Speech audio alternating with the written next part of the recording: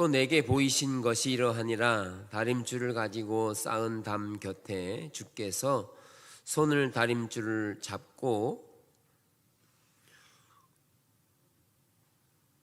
서셨더니 여호와께서 내게 이르시되 아모스야, 내가 무엇을 보느냐? 내가 대답하되 다림줄이니이다.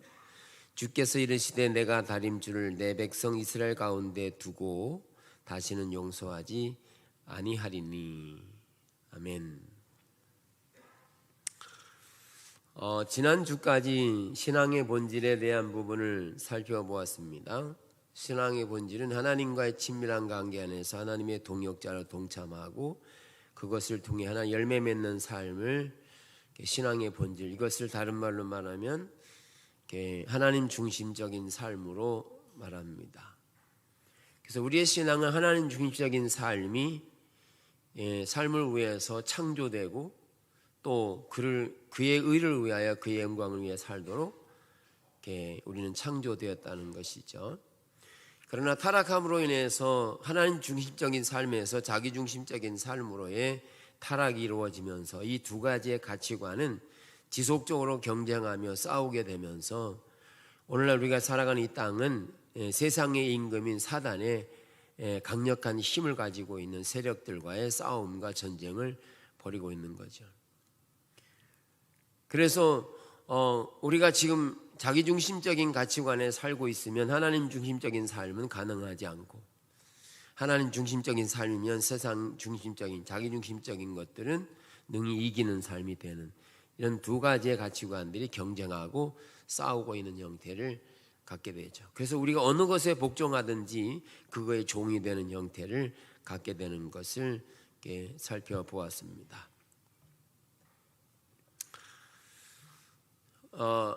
오늘부터는 신앙의 본질인 그런 하나님 중심적인 삶을 이야기하면서 이제는 앞으로 그런 하나님 중심적인 삶을 어떻게 살아가야 되는지에 대한 그 하나님의 기준은 뭐냐. 우리가 살아가는 삶에 있어서 기준이 있어야 되지 않겠어요? 근데 오늘날에는 너무나 기준이 자기중심적인 기준을 가지고 있죠. 자기가 생각하는 게 기준이고 자기가 생각하는 바가 옳은 것처럼 이해하고 있는 개인주의적인 형태를 가지고 있죠. 그러나 성경은 우리에게 하나님의 길을 말하면서 하나님께서 말씀하신 신앙의 본질의 길이 있음을 말합니다. 기준이 있다는 거예요. 우리가 신앙생활은 하나님의 기준에 의해서 신앙생활을 해야만 하는 것이죠. 이 기준에 합하지 않으면 그가 많은 헌신과 봉사와 충성이 있더라도 이게 하나님 앞에 아무런 의미가 없어지기 때문입니다. 그래서 하나님의 기준을 우리가 살펴보는 것이고요. 기준이라고 말하는 것은 성경이 기준이죠. 즉 하나님께 성경 66권을 통해서 말씀하신 것이 기준인데, 우리가 살아가는 삶의 구원의 삶을 살아가는 가장 기본적인 요소로 기록된 것이 성경이죠. 이 기준인 거죠. 이걸 다른 말로 말하면 이제 자라고 하는, 캐논이라고 하는 의미를 가지고 있는데, 어떤 형태든지 자가 있으면, 기준이 있으면 거기에 똑바로 살아가도록 우리를 창조하셨는 것인데, 그래서 이 하나님의 기준은 하나님과 동행하는 것, 하나님의 길로 살아가는 것, 그리고 우리가 살아가는 신앙의 삶의 의식, 이런 것들에 대한 의미로서의 기준이 있다는 거죠. 하나님과 동행할 때 어떻게 동행해야 하는 거냐는 거죠. 하나님의 방법으로, 하나님의 길로 갈 때 어떤 길로 가야 되고, 우리가 의식을 행할 때 어떤 의미에서 이 기준이 옳은 기준인지를 말해주고 있다는 거죠. 그래서 하나님의 기준이 매우 중요한데, 이 기준이라고 하는 것은 성경이 기준이지만 성경을 볼 수 있는 영적인 안목을 가져야 되는데, 성경은 하나님의 감동으로 주어진 것이라고 디모데후서 말하고 있죠. 성경은 하나님의 감동으로 되었다. 즉 성령께서 그들에게 감동하셔서 쓰여진 글이기 때문에 하나님께서 성령으로 그들에게 보이지 않으면 글자로 쓰여진 성경이라 할지라도 그것에 대한 의미와 목적과 길이 발견되지 않는다는 거죠. 예. 그래서 읽어도 그 말이 무슨 말인지를 모른다는 거죠. 예. 그것은 하나님께서 볼 수 있는 눈을 열어주셔야 그 의미가 무엇인지를 깨닫고 깨달아야 그 길을 살아갈 수 있으니까. 그런 점에서 성경을 보는 영적인 안목을 가져야 되는 그런 의미를 말하고 있는 것입니다. 기준이 필요한 거죠. 여러분은 여러분의 삶을 살아가면서 기준은 어떤 방식으로 살아갑니까?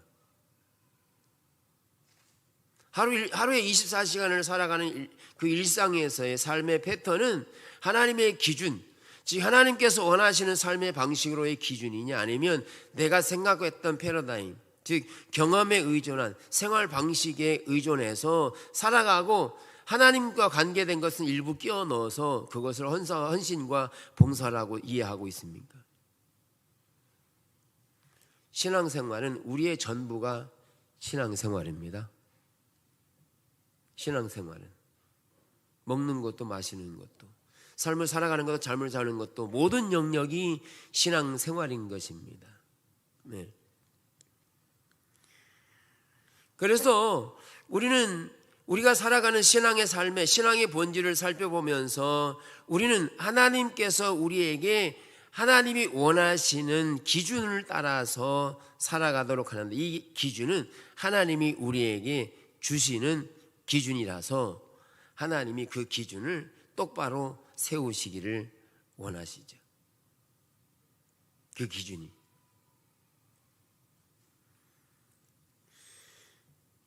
자, 그래서 우리는 그 기준을 따라, 그 기준을 볼 수 있고 기준을 따라 살아야 되는데, 성경은 그렇게 살지 못한 사람들의 예를 여러 군데에서 들고 있습니다. 우선적으로 이사야 예레미야 시대에 살펴보면 이사야 44장은 그들이 알지도 못하고 깨닫지도 못하면 그들의 눈이 가려서 보지 못하며 그들의 마음이 어두워져서 깨닫지 못합니다. 어리석고 지각이 없으며 눈이 있어도 보지 못하며 귀가 있어도 듣지 못하는 백성이라, 이렇게 말하고 있습니다.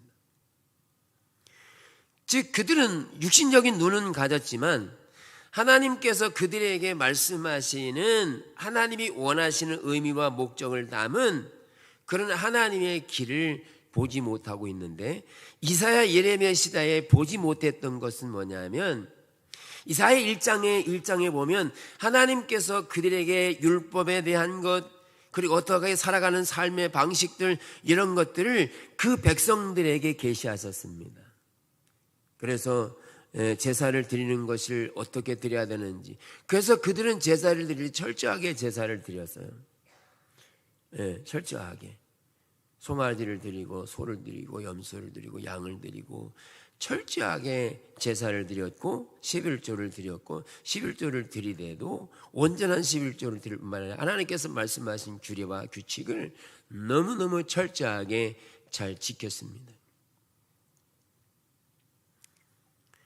그런데 하나님께서는 그들이 그렇게 드리는, 하나님께서 말씀하신 것들을 그렇게 드리는데도 하나님은 그들의 제사에 대해서, 예배에 대해서 기뻐하지 않는 것입니다. 오히려 그들에게 반문하기를 이렇게 말하죠. 내가 언제 너희들에게 그것을 요구했느냐, 이러면서 이렇게 말합니다. 여호와께서 말씀하시되 너희의 무수한 재물이 내게 무엇이 유익하뇨? 나는 순양의 번제와 살진 짐승의 기름에 배불렀고 나는 수송아지나 어린 양이나 순염소의 피를 기뻐하지 아니하노라. 그러면서 헛된 재물을 다시 가져오지 말라, 이렇게 말해요. 하나님께서 이스라엘 백성들에게 그렇게 철저하게 규례와 규칙을 말하고 제사를 말하고 그런 하나님께 나오는 걸 말씀했는데, 그래서 그것을 온전히 드렸는데 하나님께서는 그것을 누가 가져오라고 했느냐, 이렇게 말씀하시는 거예요. 그러니까 이스라엘 백성들 볼 때는 이게 뭔 소리요 하는 소리인 거죠. 근데 왜 하나님이 그렇게 하나님께서 말씀하신 것들을 왜 싫어했다라고 말하는 의미가 있는 거죠. 왜 그런 의미를 가지고 있느냐 하면 이스라엘 백성들은 하나님께서 말씀하신 규례와 규칙과 법도와 제사를 온전히 드렸지만 하나님께서 그것을 드리라고 하는 의미가 뭐냐는 거예요. 왜 우리가 하나님 앞에 예배 드려야 되죠? 하나님께서는 짐승이 필요 없으신 분이세요. 제사가 따로 필요 없으신 분이세요. 하나님은 전능하신 하나님이라서 우리의 예물이 물질이 필요하지 않은 분이세요. 하나님께서 이 규례와 규칙을 말씀한 것은 우리로 하여금 하나님께 나와서 이런 희생의 제사를 드려서 타락한 인간이 희생의 제사를 드림으로 우리를 그 희생의 제사를 통해 거룩하게 해서 우리로 하여금 하나님을 만나기 위해서 하나님과 친밀한 관계 안에 있도록 이것을 만들어 주시고 이것을 하라고 하시는 거죠. 그래서 그렇게 하나님께 나와서 그렇게 할 뿐만 아니라 어떻게 하라고요? 그들의 삶을 그렇게 살라고 하는 거죠. 근데 이사야를 보면 선행을 배우며 정의를 구하며 학대받는 자를 도와주며 고아를 위하여 신원하며 과부를 위하여 변호하라 이렇게 말해.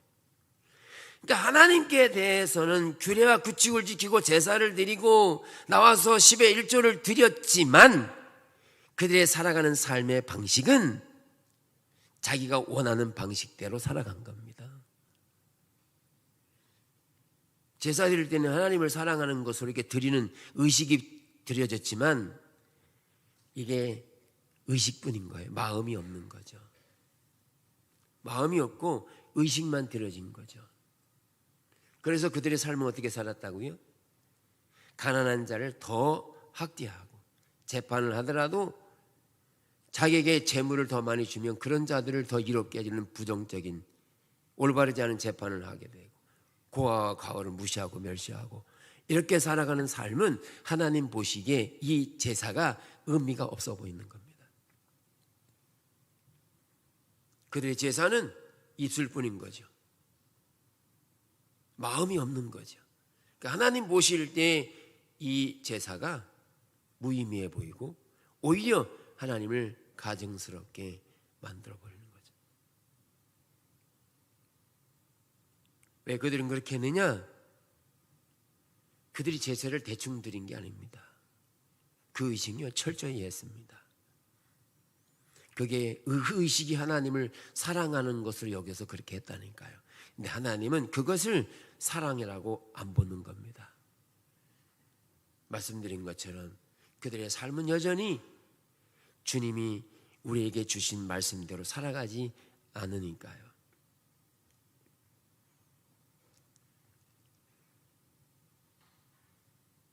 오히려 그들의 손에 피가 가득함이라. 그러면서 실제적으로 하나님께 나아오는 것이 의식에 대한 그냥 의식만이 아니라 그 의식은 하나님과의 친밀한 사랑의 관계로서의 필요성을 갖는 것. 여러분 예배 드릴 때 예배라는 의식이 하나님을 사랑하는 게 아니고 하나님을 사랑하는 것은 그 예배를 통해서 하나님과의 개인적인 만남이 주어지지 않으면 그 예배는 의식에 지나지 않습니다. 부부로 예를 들면 남편이 아내를 사랑하지 않는데 선물을 계속 주는 거죠. 들어올 때마다 선물을 사주는 거죠. 전혀 사랑하지도 않았는데 더 나아가서 아내가 원하는 그런 삶을 살지도 않을 뿐만 아니라 세상에 나아가서는 집을 떠나서는 다른 여자들을 더 사랑하고 거기에 마음을 두고 있으면서 들어올 때는 선물을 사오는 거죠. 이거를 알고 있는 아내가 선물을 좋아하시겠습니까? 절대 좋아하지 않죠. 오히려 선물을 주면 집어 던지겠죠. 선물이 나빠서가 아니라 그의 마음이 지금 자신에게 있지 않는 거죠. 이스라엘 백성들이 뭐하냐? 지금 이사야 시대에 하나님께서 말씀하신 제사를 드리는데도 그 마음이 딴 데가 있는 겁니다. 그래서 하나님이 그 제사에 대해서 싫어하고 받지 않고 누가 너에게 그것을 명령했냐고 지금 말씀하고 있는 것입니다. 눈이 가려진 거예요. 하나님을 사랑한다는 것에 대한 눈이 가려져서 하나님이 이 제사를 왜 원했는지, 하나님의 마음이 어디 있는지를 모르는 겁니다. 그러니까 의식에만 치중한 거죠. 눈이 가려지면 하나님께서 그 예배 시간에 하나님이 나를 사랑하셔서 어떤 의미와 목적을 담고 있는지에 대한 그 마음조차 없고, 또 그 마음을 가지고 삶을 살아갈 때 그렇게 순종하는 삶으로 살아가지 않게 되어지면 이 의식은 의식이 지나지 않고 하나님께서 그 의식을 주셨을지라도 하나님이 반문하시는 거죠. 누가 너에게 이 예배 요구했느냐?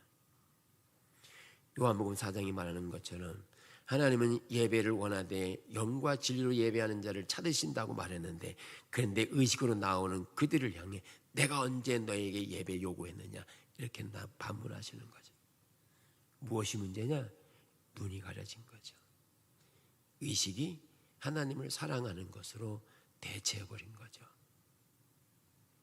어떻게 되느냐? 마음을 돌이켜야죠. 마음을 돌이켜야죠.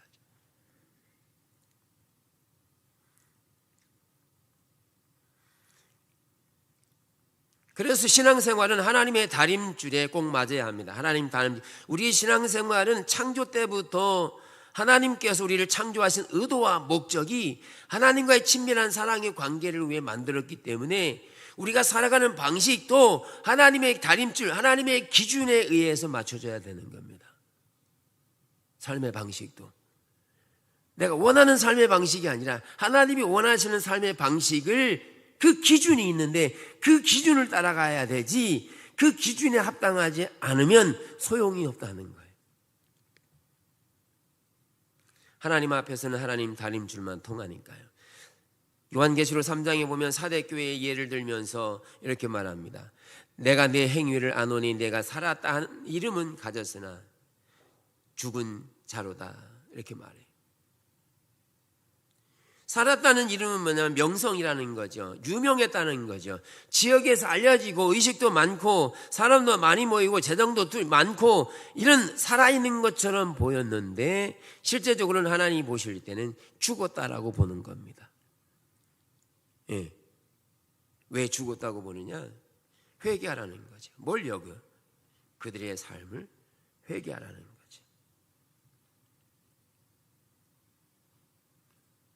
그래서 사람이 많이 모인 것이 예배가 아니라 하나님과의 개인적인 친밀한 사랑의 관계 안에서 그 마음이 하나님께 온전히 드려지고, 이 마음은 무엇과 연결되어 있느냐 하면 실제적으로 그 마음으로 드려진 예배가 삶으로 그렇게 하나님의 기준을 따라 삶으로 살아내야 그게 예배와 연결됩니다.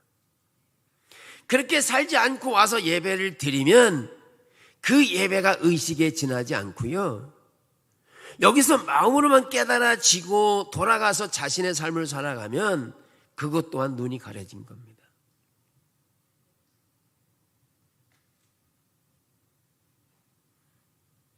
이게 문제인 거죠. 이게 눈이 가려지면 그렇게 되게 되어 있습니다.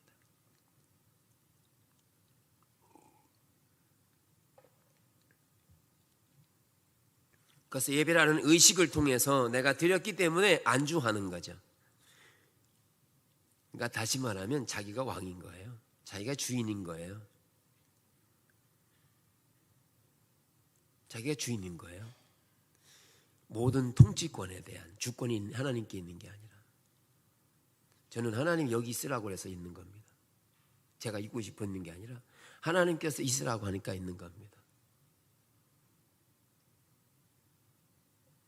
그 통치권 안에 있을 때 하나님이 일하시고 하나님의 길을 보이시고 하나님이 역사하시고 일하십니다.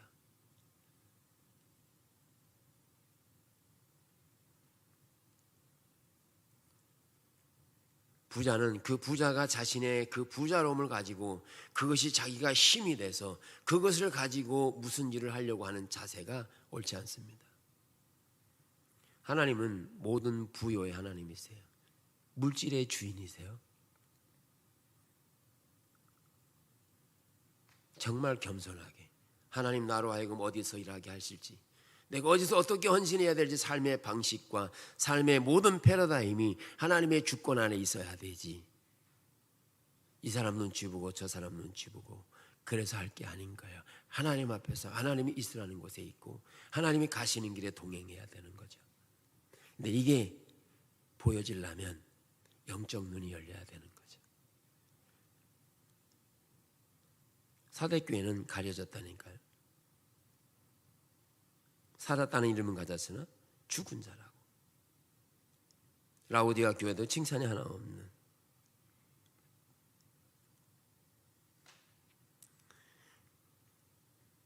그래서 이 하나님의 다림줄, 하나님의 기준은 가려워질 수 있어요. 안 보일 수 있다는 거예요.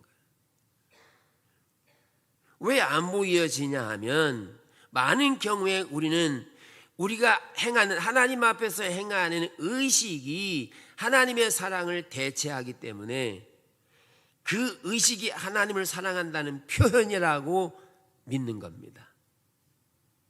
다시 말하면, 뒤집어서 말하면, 하나님 사랑하니까 교회 왔지, 하나님 안 사랑하면 교회 왔겠어요? 이렇게 말하는 거죠. 그런데 하나님을 사랑한다는 의미가 의식을 지키는 것을 말하지 않고, 하나님을 사랑한다는 의미는 그 예배에 하나님과의 개인적인 관계가 반드시 있어야 그것이 하나님을 사랑한다는 의미인데, 이게 가려진다는 거예요. 거기 헌금도 많이 하고 헌신도 많이 하면 그게 하나님을 사랑하는 것으로 대체하고 자기가 자기 방식대로 살아가도 괜찮은 거예요. 왜? 내가 의식을 드리니까 괜찮은 것으로 인정해 주는 거죠. 그것으로 안정감 갖는 거죠. 그게 사대교회입니다. 그게 사대교회입니다. 그게 가려질 수가 있는 겁니다.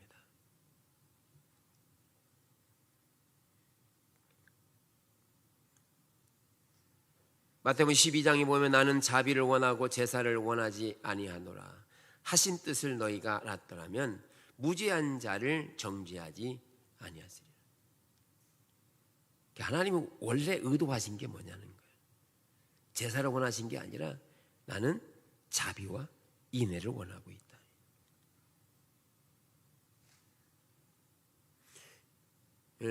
우리가 공동체 안에 삶을 살아가다 보면 내 마음에 안 드는 게 많죠. 그런데 잘 기억하십시오. 내가 자꾸 판단하는 자리에 서 있는 것은요, 지금 하나님 추구하는 게 아닌 겁니다. 그런데 안 보이니까 자꾸 판단하는 겁니다. 왜? 성경이 아무도 판단하지 말라고 했어요. 판단은 하나님께 속한 겁니다. 뭐 해야 되냐? 그의 내가 보기에 부족한 부분이 보이면 자비와 인애와 사랑과 긍휼과, 그래서 그 부족한 부분들을 어떻게 채울까 하는 자세를 가져야지, 판단하는 자세는 철저히 하나님 중심이 아닙니다. 근데 모른다는 거죠. 왜? 자신은 일정한 의식을 행하고 있기 때문에 속는 겁니다. 다림줄이 가려져서 그래요. 하나님의 기준이 가려져서 그래요.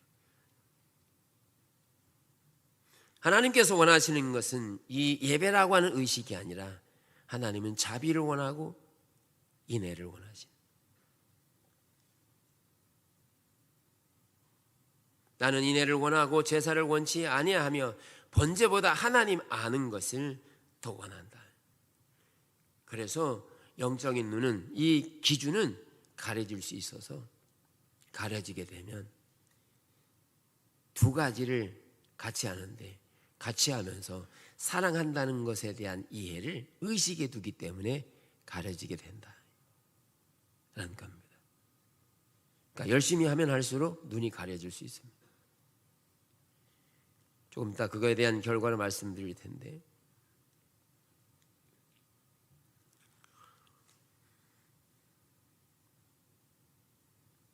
자, 눈이 가려지면 성경을 읽어도 하나님의 올바른 음성을 듣지 못합니다. 눈이 가려지면 하나님께서 말씀하시는 의도와 목적대로 우리가 받아들이지 못합니다.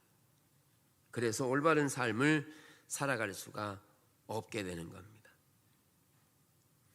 그래서 하나님께서 이사야 시대도 그렇게 무수한 제물을 드렸는데도 불구하고 하나님이 그것을 싫어하시고 받지 않는다고 말씀하시고 오히려 그것에 대한 가증스러움을 느끼시는 이유는 무엇일까요? 그들의 마음이 없었다는 거죠.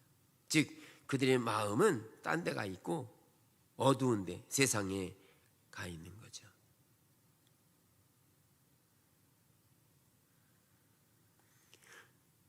자, 이렇게 영적인 눈이 가려지기 때문에 그런 하나님의 기준을 발견하지 못해서 살아가는 삶의 방식을 겪게 될 건데, 이런 삶의 방식들을 지키고 그런 상태에서 살아갈 때 하나님의 기준을 보지 못한 채 살아가게 되면 나중에 주님 앞에 서서 그 삶에 대한 평가를 받게 될 것인데, 그때 하나님 앞에 내가 보지 못해서 그렇게 살았습니다라고 정당화되지 않는다는 거예요.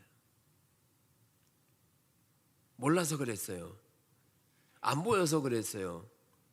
그게 정당화되지 않는다는 거예요. 왜 정당화되지 않느냐 하면, 우리가 삶을 살아갈 때 하나님께서는 우리에게 하나님을 찾고 구하고 문을 두드리라고 말씀하셨어요. 그래서 하나님 자신은 비밀에 감추어져 있어서 지속적으로 하나님을 구하는 자들에게, 하나님은 구하는 자들에게, 찾는 자들에게 자신을 계시해주고 길을 비추시고 보이시게 됐는데, 그런데 그들이 하나님을 찾지 않아서 결국은 하나님께서 그들에게 보여줄 수가 없었던 거죠. 그러면 나중에 주님 앞에 섰을 때 왜 안 보여주셨어요? 그렇게 말할 수가 없다는 거예요. 책임은 누구한테 있냐? 우리가 하나님을 찾지 않았기 때문에. 찾아도 어떻게 찾느냐 하면 환경의 문제를 해결하는 차원에서 하나님을 찾는 경우들이 많다. 이게 전형적으로 이스라엘 백성들이 출애굽을 하면서 나오는 과정인데, 이스라엘 백성들이 하나님께서 그들을 이끌어내서 홍해 앞에 갖다 놓으셨습니다. 그랬더니 이스라엘 백성들이 홍해 앞에서, 앞에는 홍해고 뒤에는 애굽의 정예 군사들이 쫓아오니까 샌드위치 된 거예요. 죽게 생긴 거예요. 그러니까 거기에서 그들이 뭐 했냐? 밤새도록 통성기도한 겁니다. 그냥 통성기도한 게 아니라 하나님을 원망하고 모세를 원망하고 그러면서 애굽으로 돌아가자는 이런 부정적인 언어들을 쓰면서 거기서 항변한 거예요. 그래서 하나님께서 그들의 문제에 대한 것들을 해결해 주시고 홍해를 육지같이 건너가게 해서 애굽의 정예 군사들이 거기에 다 빠져 죽는 것을 목도하면서 그들이 얼마나 신났는지 모릅니다. 하나님 전능하신 하나님이라 그러면서 지나가서 기념비를 세우고 춤을 추며 얼마나 신나했습니까? 그러면서 여호와를 믿었더라 했잖아요. 시편 78편에서는 그렇게 하나님께서 그들에게 행사를 보이셨는데 영혼은 파리해져 갔다. 즉 하나님을 아는 게 아니라 하나님을 점점 모르는 겁니다. 왜? 그들은 행사만을 봤으니까. 하나님의 능력만 본 거죠. 하나님 뭘 주시기 원하셨는데 그런 행사를 통해서 하나님 자신이 누구인가를 알기를 원하셨다는 거예요. 뭐만 봤느냐? 하나님의 손만 보는 거죠. 그런 일들이 광야를 지나면서 10번을 거치게 됩니다. 그런데 10번 다 그들은 환경에 의존하고 있었습니다. 그래서 하나님을 볼 수 있는 기준을 못 보게 됐죠. 그래서 가나안 땅에 들어가지 못하게 되는. 그래서 하나님의 기준이 우리에게 가려질 수, 이거는요 안 믿는 사람에게 가려지는 게 아니라 우리가 믿음을 가진 하나님을 믿는 그리스도인들에게 하나님의 기준이 가려져서 실제적으로 하나님을 사랑하는 게 뭔지가 가려진다는 말이에요. 그러니까 안 믿는 사람은 아예 가려져 있고 우리조차도 하나님과의 개인적인 친밀한 사랑의 관계를 의식으로 대체하면 가려진 겁니다. 그래서 하나님 앞에 정당화되지 않아요. 그래서 하나님께서 지금 우리에게 뭘 주시냐느냐, 우리가 볼 수 있는 영적인 안목을 우리에게 주시는데, 그 영적인 안목을 주시는 것은 하나님을 찾는 자들에게 그 영적인 기준을 보여주신다는 거예요. 하나님을 찾는 자들에게. 여기에서 하나님을 찾는다는 의미가 뭐냐면, 하나님의 손을 구하는 게 아니라 하나님 자신을 구해야 한다는 거예요. 그러니까 이게 환경적인 문제가 와서 하나님 이 환경 해결해 주세요, 환경의 문제를 가지고 막 기도했단 말이에요. 그래서 그 환경의 문제가 해결됐어요. 그때 룰루랄라 하고 집으로 돌아가서요, 그 다음에 또 다른 환경이 또 왔어. 그랬더니 또 거기서 고민하고 괴로워하고 낙심하고 좌절해. 그러다가 또 해결돼서 또 하나님 찾아요, 또 환경이 와. 이런 일을 반복하면 그것은 눈이 밝아진 게 아니라 어두워진 상태라는 거예요. 그 환경 속에서 누구를 봐야 되느냐? 하나님을 봐야 돼요. 거기 하나님 현장에 가까이 계셔서 그 전능하신 하나님이 함께 하셔서 그 환경 속에서 능히 나를 건지실 것을 신뢰하고 불안해하고 초조할 게 아니라 기뻐하고 감사하고 평안의 상태가 유지돼야 그게 하나님을 신뢰하는 거죠.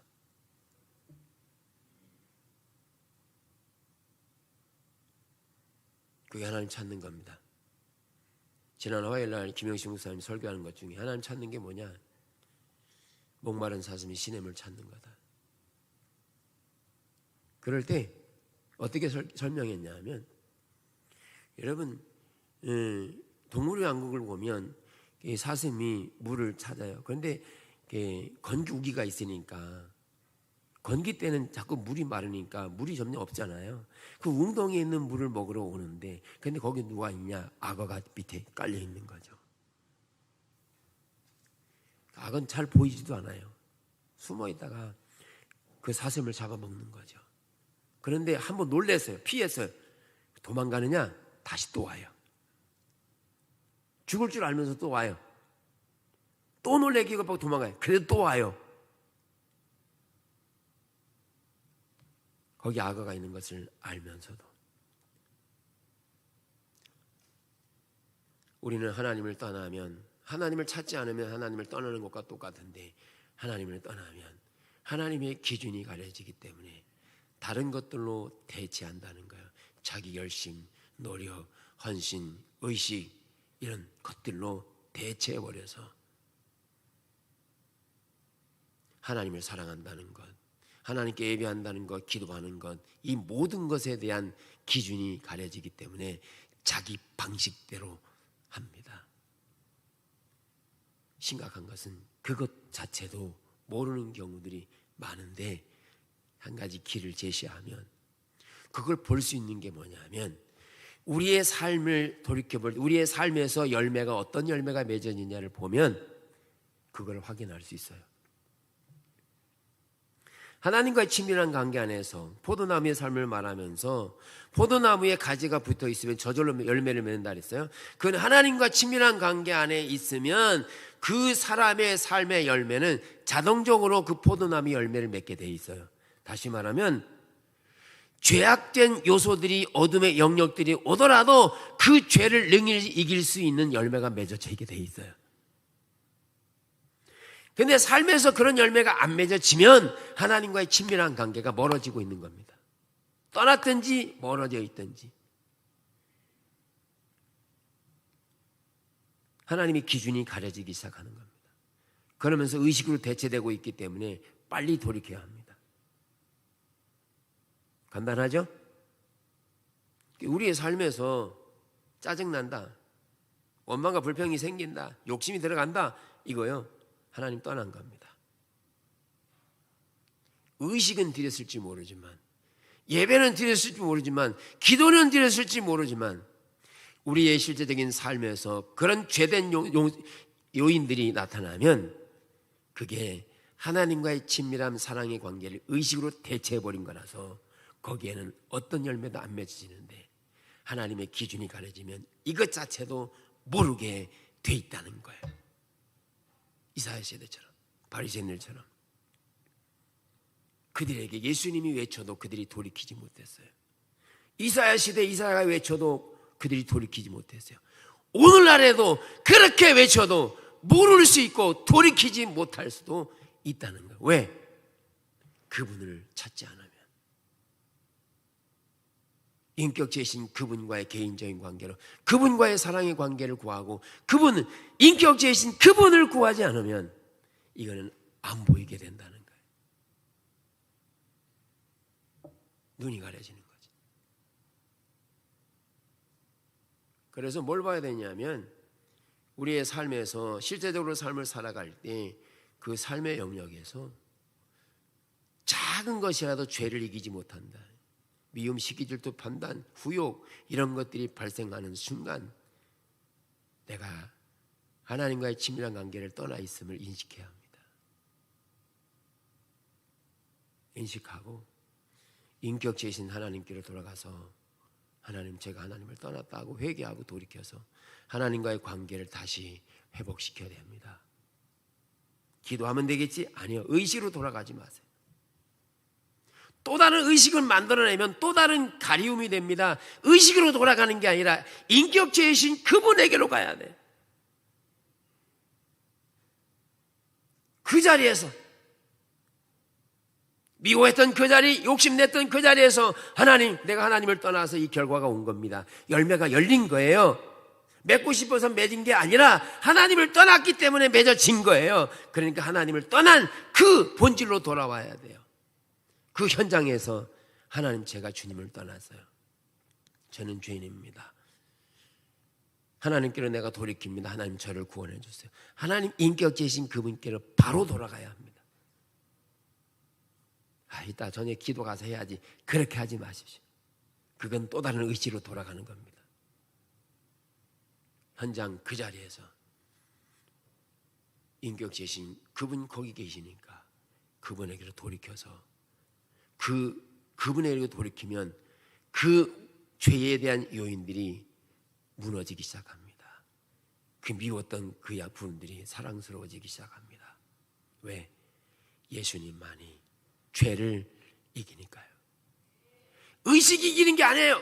기도가 이기는 게 아니에요. 예배가 이기는 게 아니에요. 의식이 이기는 게 아니라 우리를 위해 십자가에 죽으신 인격체이신 그분이 죄를 이기게 하는 거예요. 그분과 동행할 때. 그래서 그 삶의 영역에서 동행하는 삶으로 가야 그 내가 밟는 땅이 거룩하게 되고, 내가 밟는 땅이 사랑스러워지게 되고, 어둠의 영역이 떠나가는, 그래서 빛이 되고 선교적인 소명으로 일터사역이 가능해지는 거죠. 그걸 보셔야 된다고요. 안 보인다고 하지 말고 실제적인 삶을 보시라고요. 안 맺어지면 돌이키시라고요. 그렇게 주님을 찾아야 됩니다. 그래서 하나님의 기준이 필요한 거죠. 그 기준이 가려지면 자기중심적으로 신앙생활을 합니다. 기도도 내가 막 정해서 해요. 내가 원하는 대로 다 해요. 의식을. 하나님의 주권과 통치가 내 안에 이루어지도록 해야 합니다. 우리 신앙의 삶은 그렇게 하나님 중심적인 삶인 겁니다.